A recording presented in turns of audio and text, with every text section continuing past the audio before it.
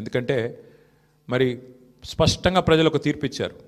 ఈ రాష్ట్రంలో ప్రత్యామ్నాయం కేవలం బీఆర్ఎస్ మాత్రమే.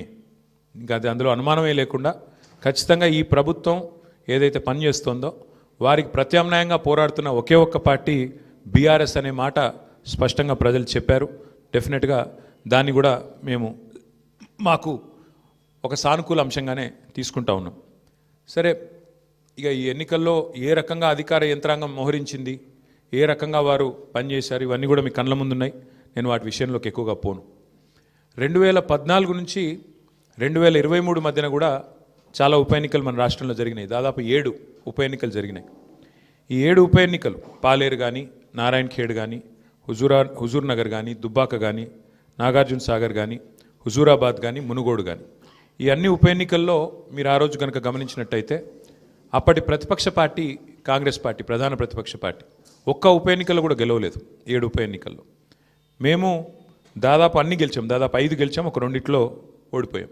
అంతే తప్ప మరి ప్రతిపక్షంలో ఉన్న కాంగ్రెస్ పార్టీ ఆనాడు ఒక్క ఉప ఎన్నికల్లో గెలవకపోయినా చివరికి మళ్ళీ 2023 సార్వత్రిక ఎన్నికల్లో వారు విజయం సాధించారు, గవర్నమెంట్ కూడా ఫామ్ చేశారు.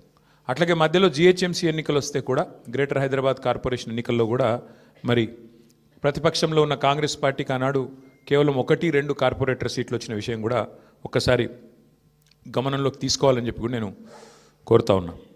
అట్లాగే ఈ ఎన్నికల్లో ముఖ్యంగా ప్రజల తరపున వాదన బలంగా వినిపించగలిగాం. ఎన్నికల ఎజెండాను ఖచ్చితంగా నిర్దిష్టంగా బలంగా ప్రతిపక్షంగా మేమే సెట్ చేయగలిగాం. ప్రజా సమస్యలను ప్రధానంగా 6 గ్యారంటీల అమలులో ప్రభుత్వ వైఫల్యాన్ని బలంగా ప్రజల్లోకి తీసుకొని పోయాం. 6 గ్యారంటీల విషయంలో ప్రభుత్వం చేసిన మోసాన్ని తీసుకొని పోయాం. హామీల ఎగవేతను బాకీ కార్డుల రూపంలో ప్రధాన చర్చగా చేయగలిగాము.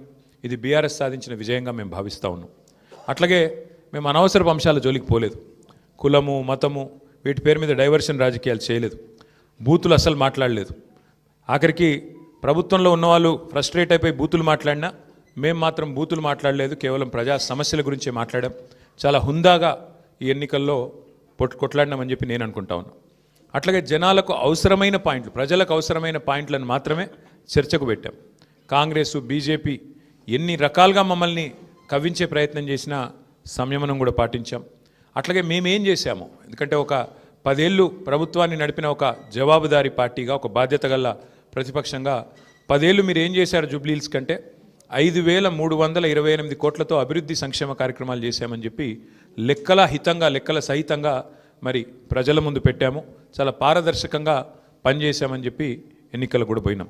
అట్లాగే కాంగ్రెస్ ఎగ్గొట్టిన వాటిని కూడా లెక్కలతో సహా ఇంటింటికి తీసుకొని పోయాం బాకీ కార్డుల ద్వారా. అట్లాగే ప్రజా సమస్యలు, బస్సు ఛార్జీల పెంపు మీద నిరసన చెప్పాము. బస్తీ దవాఖానాలు విజిట్ చేసి ప్రభుత్వ యంత్రాంగంలో చలనం తీసుకొచ్చాము.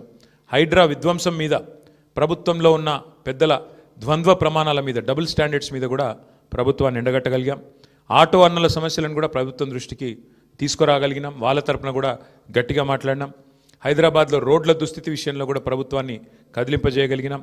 శాంతి భద్రతల విషయంలో కూడా మా నిరసన గట్టిగా చెప్పాం. ఈ రకంగా ప్రజా సమస్యలనే కేంద్ర బిందువుగా మా పార్టీ ఎన్నికల ప్రచారాన్ని చాలా హుందాగా నిర్వహించింది. తద్వారా ప్రభుత్వం కూడా మాట్లాడక తప్పని అనివార్యత కల్పించాం.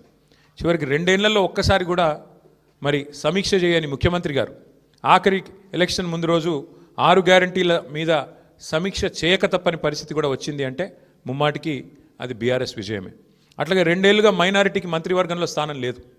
బీఆర్ఎస్ ఏదైతే మరి మంత్రివర్గంలో ఇట్లా మైనారిటీలకు స్థానం లేదు, ఒక ఎంపీ లేరు, ఎమ్మెల్యే లేరు, ఎమ్మెల్సీ లేరు అని గట్టిగా మాట్లాడితే చివరికి అనివార్యంగా అజారుద్దీన్ గారికి మంత్రి పదవి ఇయ్యక తప్పని అనివార్యత కల్పించింది కూడా ఖచ్చితంగా మా యొక్క ఎన్నికల ప్రచార సరళి. తప్పకుండా ప్రధాన ప్రతిపక్షంగా మరి మా బాధ్యత మేము నిర్వర్తించినాం. సరే, సహజంగానే ఒకటి మాత్రం ఉంది, గెలుపు ఓటములు పెద్దలు కేసీఆర్ గారు ఎప్పుడు చెప్తుంటారు, గెలవాల్సింది పార్టీలు కాదు, గెలవాల్సింది ప్రజలు అని. మేము కూడా మనస్ఫూర్తి కోరుకునేది ప్రజాస్వామ్యంలో చర్చ జరగాల్సిందే, మీడియాలో జరగాల్సిందే, బయట జరగాల్సిందే, తప్పకుండా ప్రజల్లో కూడా జరగాల్సిందే.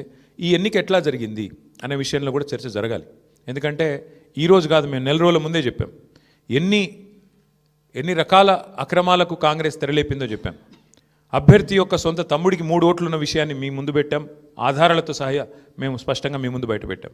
ఎన్నికల కమిషన్ అడిగాం, కోర్టుకు పోయాం. ఎన్ని ప్రయత్నాలు చేయాలో అన్ని ప్రయత్నాలు పారదర్శకంగా ఫ్రీ అండ్ ఫెయిర్ ఎలక్షన్ కోసం జరగాలని ప్రయత్నం